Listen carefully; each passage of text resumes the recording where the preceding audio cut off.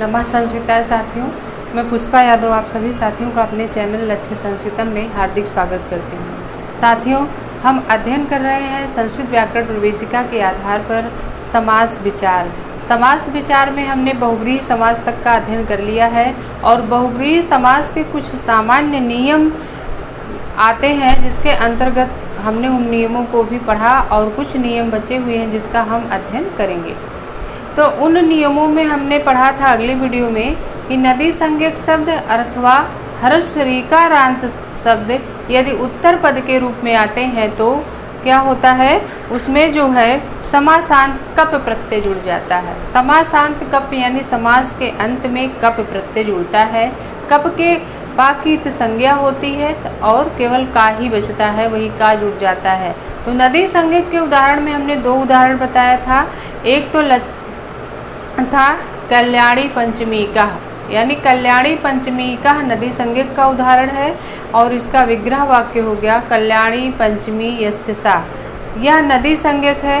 नदी संज्ञक शब्द में कौन कौन से आते हैं, जैसे हर्ष दीर्घ इकारांत और दीर्घ उकारांत, ये जो है जहाँ आ जाए दीर्घ इकार और दीर्घ उकार जिस शब्द के अंत में आते हैं वह नदी संज्ञक होता है। तो जैसे कल्याणी पंचमी यस्य सा, तो कल्याणी पंचमी में जो उत्तर पद है वह नदी संज्ञक है और इसलिए क्या है, इसमें समासांत का प्रत्यय जुड़ा और हमारा समस्त पद बना कल्याणी पंचमी का। सुंदर बधूका का भी सुंदरी बधू यस्य सा, कि सुंदरी बधू यस्य सा। बधू शब्द दीर्घ उकारांत है और ये उत्तर पद बधू शब्द आया है, इसलिए इसमें समासांत का प्रत्यय जुड़ा साथियों और हमारा समस्त पद बना सुंदर बधू कहा। इसी तरह से ऋकारांत के भी कुछ उदाहरण थे, जैसे हमने उसमें पढ़ा है ईश्वर कर्तिका, सुशील मातृका, रूपवत स्त्रिका, ये सब जितने उदाहरण थे अन्न धात्रिका, तो किसके थे, ऋकारांत के उदाहरण थे।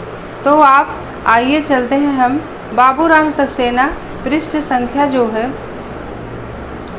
आप 266 खोल लीजिए। 266 पे हमारा है आगे जो नियम है समास के आगे नियम आगे कुछ नियम और बचे हुए हैं बहुव्रीहि समास के समान नियम में, हम उनको देख लेते हैं आगे। उसके बाद आगे पृष्ठ संख्या 266 पे लिखा है नियम नंबर 3। 3 के आगे 3 करके लिखा है कि उरस और सर्पिस इत्यादि शब्दों के अंत में आने पर कप प्रत्यय कैसे है, नित्य रूप से जुड़ता है। तो इसी क्रम में बहुव्रीहि समास के सामान्य नियम में हम जब आगे बढ़ते हैं तो एक नियम वहाँ और दिया है कि उरस और सर्पिस शब्द अगर अंत में आए तो उन शब्दों में क्या जुड़ता है, कप प्रत्यय नित्य रूप से जुड़ता है। नित्य रूप का मतलब यानी अनिवार्य रूप से कप प्रत्यय जुड़ेगा। किन शब्दों में कप प्रत्यय अनिवार्य रूप से जुड़ेगा, अगर उरस शब्द आ जाए और सर्पिस शब्द आ जाए। इस नियम को ध्यान से समझिएगा साथियों कि उरस शब्द और सर्पिस शब्द इन दो शब्दों में क्या जुड़ता है, कप प्रत्यय जुड़ता है और नित्य रूप से जुड़ता है, अनिवार्य रूप से जुड़ता है। तो जैसे इसके अंतर्गत उरस का उदाहरण दिया है, उरस का उदाहरण जो हमारा दिया हुआ है इसमें व्यूढ़ो रसकः, व्यूढ़ो रसकः, व्यूढ़ो रसकः शब्द हमारा है और इसका विग्रह वाक्य होगा, इसका विग्रह क्या हो जाएगा, व्यूढ़म उरो यस्य सः। व्यूढ़म उरो यस्य सः व्यूढ़ो रसकः। तो उरस शब्द आया है व्यूढ़ो रसकः में, रसकः में क्या आया है, व्यूढ़ो उरस कहा, उर शब्द यानी उरस शब्द आ गया है यहाँ, इसलिए उरस शब्द आने के कारण हमारा यहाँ क्या है, यहाँ कप प्रत्यय जुड़ा साथियों। उरस शब्द में कप प्रत्यय जुड़ा और हमारा ये समस्त पद जो बना है, ये हमारा समस्त पद क्या बना, व्यूढ़ो रसकः बना। ये हमारा समस्त पद क्या बना, व्यूढ़ो रसकः बना। व्यूढ़ो रसकः में कौन सा समास है, बहुव्रीहि समास है और यह जो है इम्पॉर्टेंट है, अक्सर पूछ लिया जाता है कि व्यूढ़ोरस्का में कौन सा समास है, तो बहुव्रीहि समास है, जिसका विग्रह वाक्य होगा व्यूढ़म उरो यस्य सा। इसका नियम एक नियम के अंतर्गत आया है कि बहुव्रीहि समास में यदि उरस शब्द आ जाए और सर्पिस शब्द आ जाए, यानी उरस शब्द और सर्पिस शब्द के अंत में आने पर कप प्रत्यय नित्य रूप से जुड़ता है, तो यहाँ व्यूढ़म उरो यस्य सा जो उरस शब्द है व्यूढ़ोरस्का में शब्द के अंत में आया है, इसलिए समासांत कप प्रत्यय जब जुड़ा साथियों तो हमारा ये संपूर्ण समस्त पद व्यूढ़ोरस्का बना। व्यूढ़ोरस्का में कौन सा समास है? बहुव्रीहि समास है, जिसका अर्थ है चौड़ी छाती वाला। चौड़ी छाती वाला, व्यूढ़ोरस्का का क्या अर्थ है? चौड़ी छाती वाला। अब दूसरा उदाहरण इसमें दिया है, दूसरा उदाहरण दिया है प्रिय सर्पिष्का। प्रिय सर्पिष्का, प्रिय सर्पिष्का। प्रिय सर्पिष्का में भी बहुव्रीहि समास है, और क्योंकि सर्पिस शब्द यहाँ आ गया है, सर्पिस शब्द आया है, शब्द के अंत में सर्पिस शब्द आया है, इसलिए इसमें समासांत कप प्रत्यय जुड़ा और ये हमारा समस्त पद प्रिय सर्पिष्का बना। इसका विग्रह होगा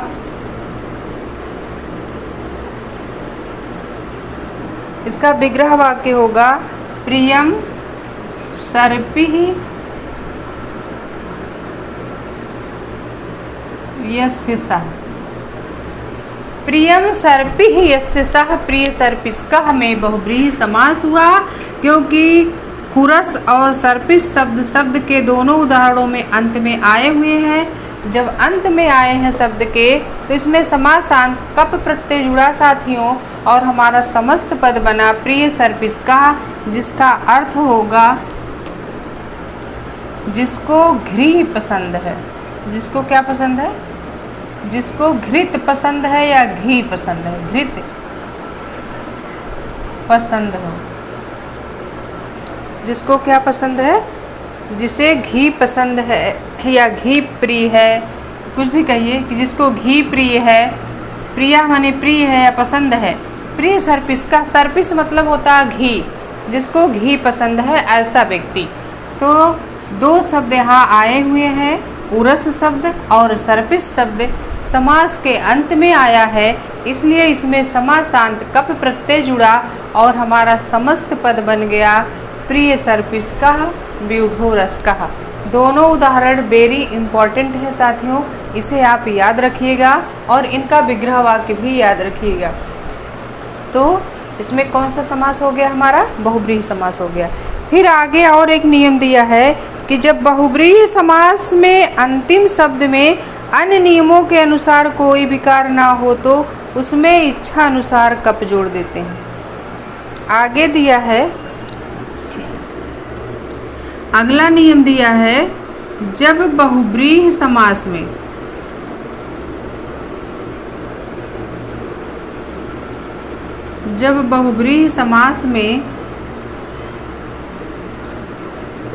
अन्य नियमों के अनुसार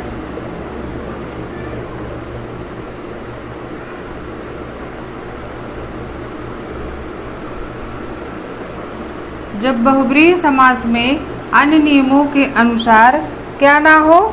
कोई विकार ना हुआ हो।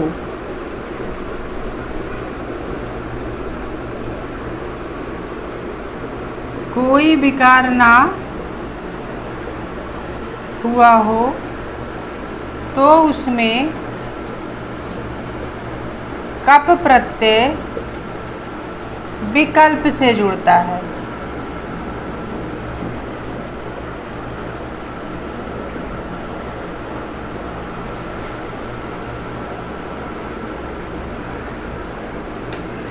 फिर आगे अगला नियम दिया है कि जब बहुव्रीहि समास में अन्य नियमों के अनुसार कोई विकार ना हुआ हो तो उसमें कप प्रत्यय विकल्प से जुड़ता है। विकल्प से जुड़ने का मतलब तब हम वहाँ ऐसे शब्दों में कप प्रत्यय इच्छा अनुसार लगाएंगे। हमारी इच्छा हो तो हम कप प्रत्यय जोड़े, अगर इच्छा ना हो तो हम कप प्रत्यय ना जोड़े। तो इसके अंतर्गत उदाहरण आया है हमारा उदात्त मनस्कः।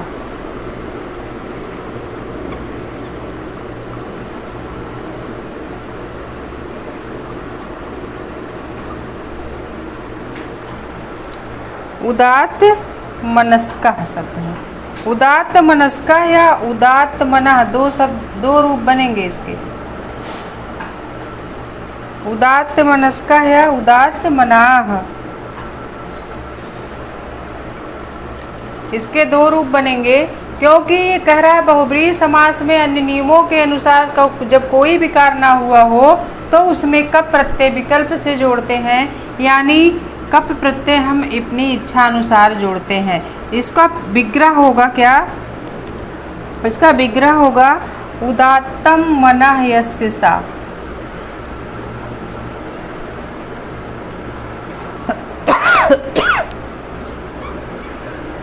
उदात्तम मनः यस्य सा, उदात्त मनः या उदात्त मनस्कः। उदात्तम मनः यस्य सा, तो इसमें हम जब कप प्रत्यय जोड़ेंगे साथियों तो हमारा शब्द बनेगा उदात्त मनस्कः, और जब हम कप प्रत्यय नहीं जोड़ेंगे तो हमारा शब्द समस्त पद बना उदात्त मनः। यानी जब बहुब्रीहि समास में अन्य नियम के अनुसार कोई भी विकार ना होता हो, उसमें कुछ परिवर्तन ना हुआ हो, तो ऐसे शब्दों में हम कप प्रत्यय विकल्प से जोड़ते हैं। इसके अंतर्गत एक उदाहरण इन्होंने दिया कि उदात्तम मनः यस्य सः। उदात्त है मन जिसका, ऐसा व्यक्ति उदात्त मनाह भी होगा और उदात्त मनस्कः भी होगा, क्योंकि जब उदात्त मनाह में हम कप नहीं जोड़ेंगे तो हमारा समस्त पद उदात्त मनाह बनेगा, और जब कप प्रत्यय जुड़ जाएगा तो हमारा समस्त पद उदात्त मनस्कः बनेगा। तो दोनों ही स्थितियों में यह समस्त पद हमारा बहुब्रीहि समास का है और दोनों ही सही है। उदात्त मनाह भी सही है और उदात्त मनस्कः भी सही है। इस चीज़ को हम बहुत बारीकी से देखेंगे और इसको ध्यान से पढ़ेंगे, और ये दोनों का विग्रह वाक्य एक ही होगा, उदात्तम मनः यस्य सा।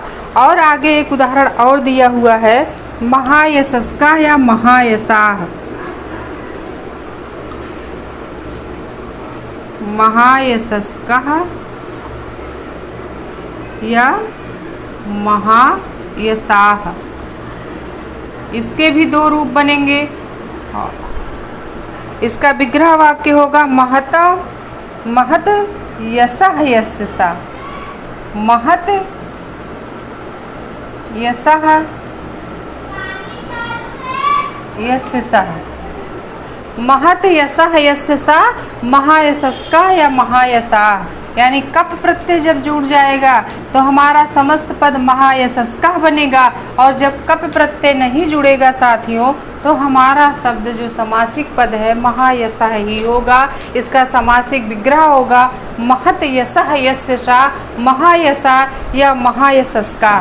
तो दोनों ही स्थितियों में ये दोनों शब्द जो है सही है। महायशस्कः भी सही है, महायशः भी सही है, और दोनों में बहुब्रीहि समास है साथियों, जिसका विग्रह वाक्य है महत यशः यस्य सा महायशः। आगे दिया हुआ है, आगे दिया है कि एक उदाहरण दिया है, इसमें क्या है आगे,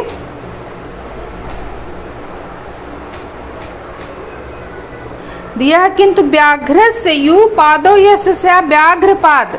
इसमें पद का अंतिम शब्द पाद दूसरे नियम से पाद हो गया है, इस प्रकार शब्द में विकार उत्पन्न हो गया है। यानी जब शब्दों में विकार उत्पन्न हो जाएगा, यहाँ दिया है जब बहुब्रीहि समास में अन्य नियमों के अनुसार कोई विकार ना हो तो उसमें कप प्रत्यय जुड़ता है। और कैसे जुड़ता है? इच्छा अनुसार जुड़ता है, विकल्प से जुड़ता है। और कह रहे हैं जब बहुब्रीहि समास में विकार हो, जब उसमें विकार पैदा हो, यानी उसमें और नियम लग रहा हो और सूत्र का कोई अन्य नियम लग रहा हो, तब वहाँ जो है कप प्रत्यय नहीं जुड़ेगा। तो वहाँ कप प्रत्यय नहीं जुड़ेगा। ऐसी स्थिति में एक उदाहरण इन्होंने दिया,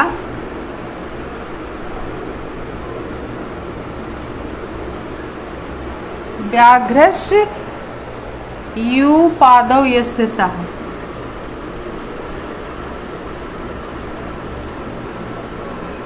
व्याघ्रस्य यू पादौ यस्य सः, यह समस्त पद हमारा क्या बन जाएगा? व्याघ्रपात। व्याघ्रपात, ये हमारा समस्त पद क्या बना? व्याघ्रपात बना। व्याघ्रस्य यू पादौ यस्य सः, व्याघ्रपात शब्द बना हमारा। व्याघ्रपात शब्द क्यों बना? क्योंकि बहुव्रीहि समास में इसमें कोई और अन्य नियम लग रहा है और इसमें पाद का पात हो गया है। पाद शब्द का क्या हो गया? यहाँ जो पाद शब्द आया है, इस पाद का पात हो गया है। एक नियम लगा है, उसके अनुसार इस पाद का पात हो गया है और हमारा समस्त क्या पद बना? व्याघ्रपात बन गया। तो इसमें समासांत कप प्रत्यय नहीं जुड़ेगा, तब ये हमारा जो समस्त पद बनेगा व्याघ्रपात बनेगा। व्याघ्रपात में भी बहुव्रीहि समास है और यह व्यधिकरण बहुव्रीहि है। व्यधिकरण कभी कभी पूछ लिया जाता है कि व्याघ्रपात में कौन सा बहुव्रीहि समास है, तो व्यधिकरण बहुव्रीहि का उदाहरण है ये हमारा। इस चीज़ को याद रखिएगा। व्याघ्रस्य यू पादौ यस्य सः व्याघ्रपात, क्योंकि इसके व्यधिकरण बहुव्रीहि समास के जो दोनों पद है, व्याघ्र और पात दो पद हैं, दोनों पदों की विभक्तियाँ असमान हैं। जहाँ दोनों पदों की विभक्तियाँ असमान होती हैं साथियों, वहाँ कौन सा समास होता है? व्यधिकरण बहुव्रीहि समास होता है। व्याघ्र और पात दो पद हैं, दोनों पदों का जब हमने विग्रह किया तो विभक्ति अलग अलग हो गई। व्याघ्रस्य में षष्ठी और पादों में द्वितीया, तो ये दोनों पदों की विभक्तियाँ क्या हो गई? अलग हो गई। इसलिए इसमें कौन सा समास हो गया? व्यधिकरण बहुव्रीहि समास का ये उदाहरण है। इस चीज़ को आप हमेशा याद रखिएगा। और यह उदाहरण बहुत ही इम्पॉर्टेंट है, वेरी इम्पॉर्टेंट है। कैसा है? वेरी इम्पॉर्टेंट उदाहरण है।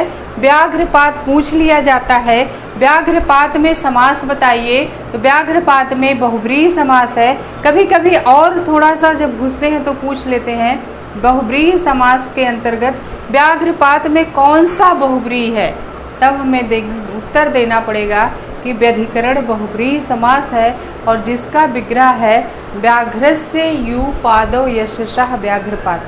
क्योंकि हमारे संस्कृत व्याकरण प्रवेशिका में इसका विग्रह वाक्य ऐसे ही दिया है, तो हमें ऐसे ही पढ़ना है, ऐसे ही याद करना है। हमें उसमें अपने मन से कोई परिवर्तन नहीं करना है, नहीं तो हमारा ये गलत हो जाएगा।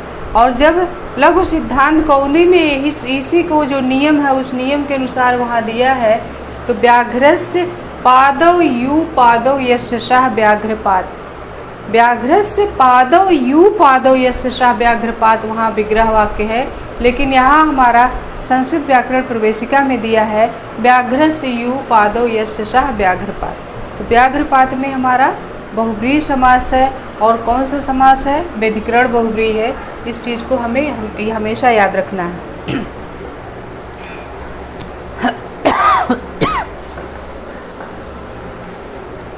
फिर दिया है कि बहुव्रीहि समास का अंतिम शब्द यदि आकारांत हो तो क्या जुड़ता है? कप प्रत्यय विकल्प से जुड़ता है।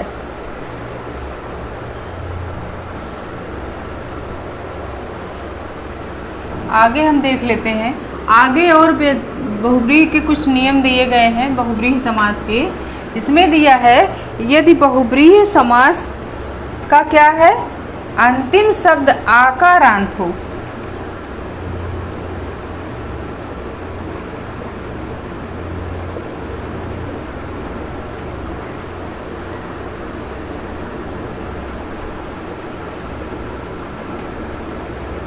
यदि बहुव्रीहि समास का अंतिम पद कैसा हो? यदि बहुव्रीहि समास का अंतिम शब्द जो है आकारांत है, अंतिम शब्द आकारांत हो, अकारांत नहीं आकारांत है, इस चीज़ को ध्यान दीजिएगा। यदि बहुव्रीहि समास का अंतिम शब्द आकारांत हो तो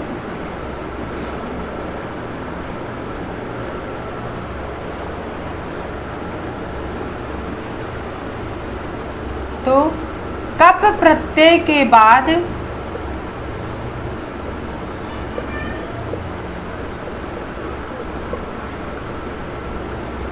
आकार का आकार आदेश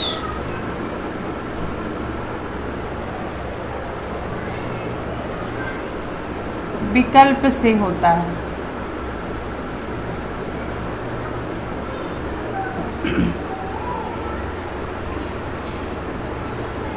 आगे दिया है, यदि बहुब्रीहि समास का अंतिम शब्द आकारांत हो तो कप प्रत्यय के बाद आकार का आकार विकल्प से होता है।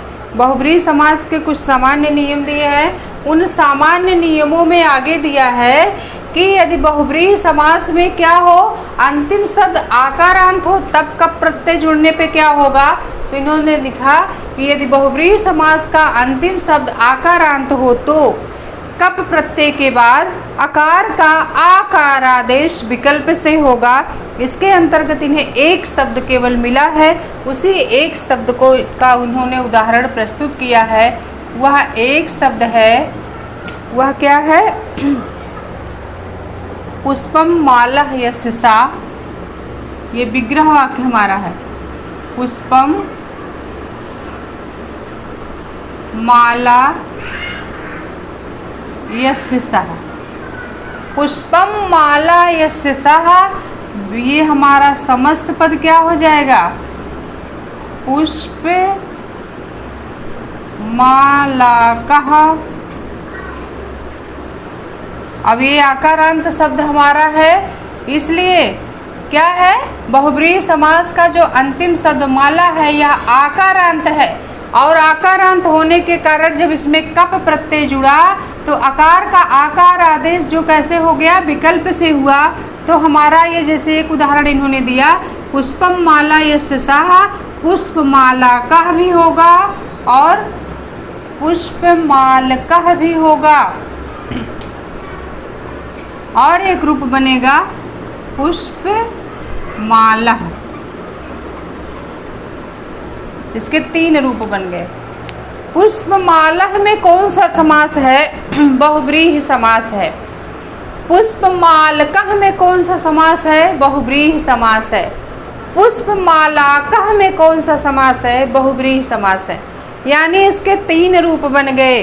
कितने रूप बने साथियों, एक दो तीन, तीन रूप बने।